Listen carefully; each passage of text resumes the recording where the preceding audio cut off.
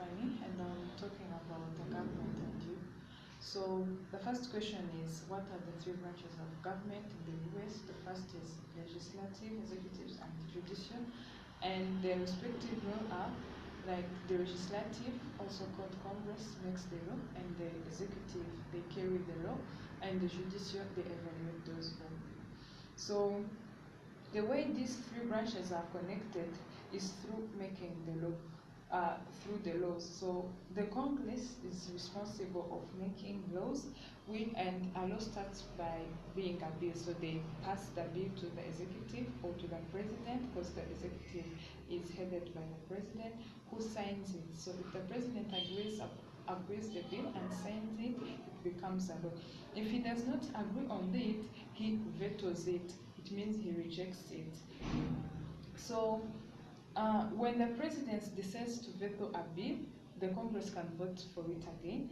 And if the Congress votes for it and the two-thirds of the Congress votes in the favor of the bill, they override the veto, which makes that bill again a law. So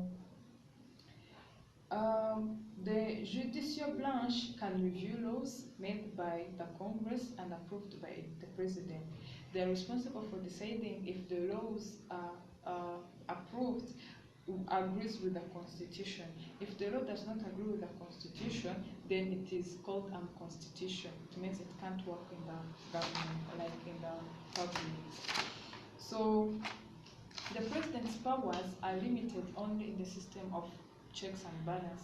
The president ensures or enforces the law in the country, and he does this by appointing leaders in each or respective areas. So how these branches regulate each other, or checks and balance? Each branch can check other branch's actions if there are two forms of powers. One is express and the other one is implied.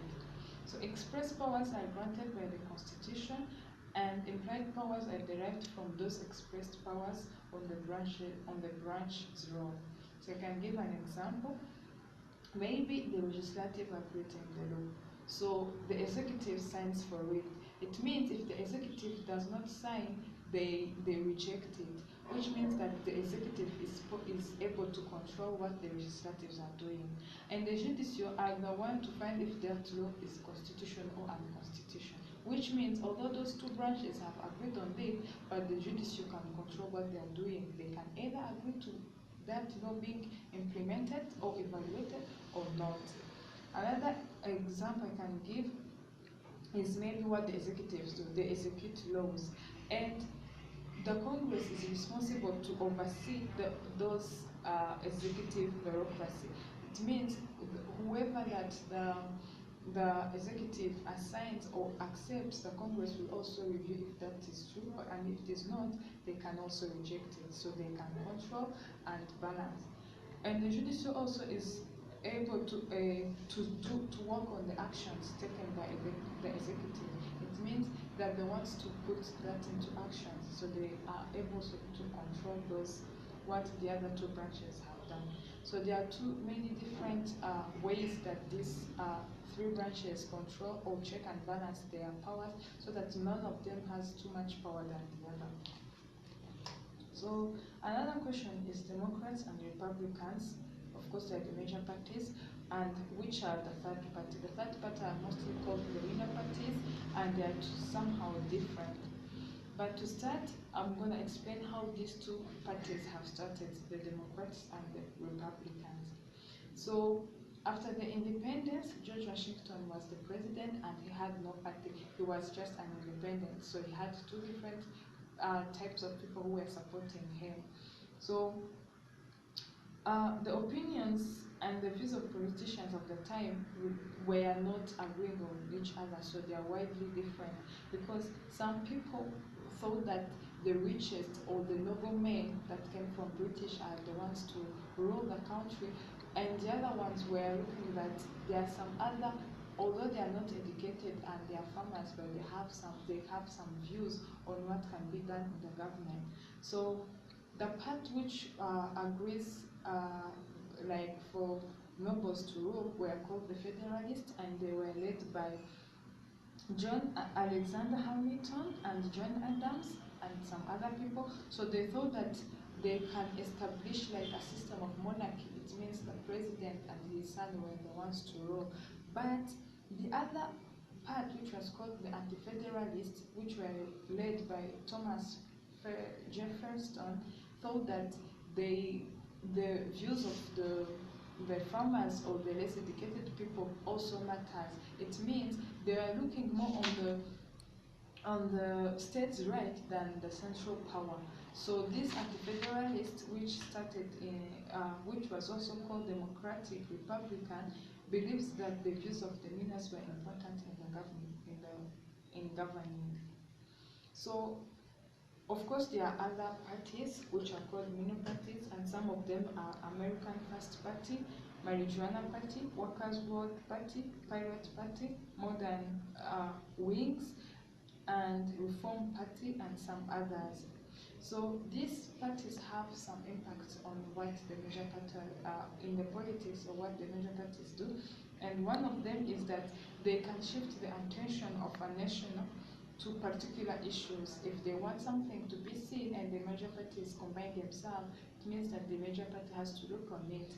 And another one is that they can influence the outcome of elections. If they agree on supporting one of the major party, it means they're increasing the number of votes to that party, and that way they are supporting, or they can remove themselves, which means that the other party will have less votes in the elections. So that's another question is the process in which a bill becomes a law. In this way, I'm going to use an image to make it more clear. So if you look at this picture, you see that here it starts with a bill. So it means a bill is born, and this is where the member of Congress can introduce that law. And they introduce the legislation and they become the sponsor of the bill. So the Congress is the sponsor of the bill. Here, it means the bill is born. Then the second step is a committee action. This is where the bill is introduced, it is referred to a committee, and at this point the bill is examined carefully and its changes for passage are determined. It means although one person or some member of the Congress introduced the bill, but the member of the legislation has to work on it. It means the committee work here, if you see what's going on. So the committee has to look on it to see if that bill have to continue to the president. So another step is subcommittee review. So bills are passed to the subcommittee for study and hearing. It means they have to analyze if that bill can be possible to be implemented. So another one is the markup. This is when the review is complete and subcommittee has to meet the markup. If they vote no to the bill, it dies, and if they vote yes, it is passed to the full committee. So this is where they are agreeing either to continue with that or not. That's what caused the markup. Then there is committee actions to report a bill. Here the full committee votes on its recommendation, and this is called ordering a bill, and it is when it is ready to be passed to the president. So the sixth step is voting. After the debate and the analysis and the approval of any amendment, the bill is passed or it is defeated by the members voting. So if the Congress is made of many people and more than half of them votes for it, then the bill can continue. But if more votes no, then the bill is dead. So the another step is to refer to other chamber. This is when the House or Senate pass a bill, it is referred to other chamber, where it usually follows the same route through committee and floor action. This chamber may approve the bill or reject it. So they have analyzed it as a Congress, but they have also to look careful if that bill must be accepted by the other members of the chamber. So another step is conference committee action. This is when the actions of the other chamber significantly alter the bill.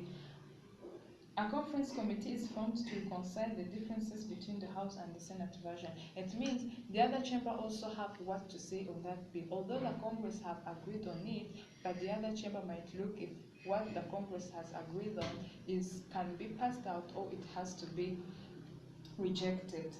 So the next step is final action. So after both the House and the Senate have approved the bill in identical form, it is sent then to the President, who agrees on it and signs for it, and then it becomes a law. Or if he does not agree on that and take no actions for 10 days, it will become a law. But if he takes actions before those 10 days, then he has the right to veto that. I think I've mentioned that in the previous questions, where if a president vetoes it, then the member of the Congress can also review that, and if they agree on maybe having it until 2/3 of the Congress agrees on that, it will eventually become a law. So another step is overriding the veto. This is when the Congress has to go afterwards. So if the president vetoes a bill and the Congress may attempt to override the veto, it means not agreeing with that what the president has said, both the Senate and the House passed the bill by the 2/3 majority. So the president's veto is overruled. It means it is rejected and they accept it as the law, as I have said. So thank you so much, and I hope to meet you soon.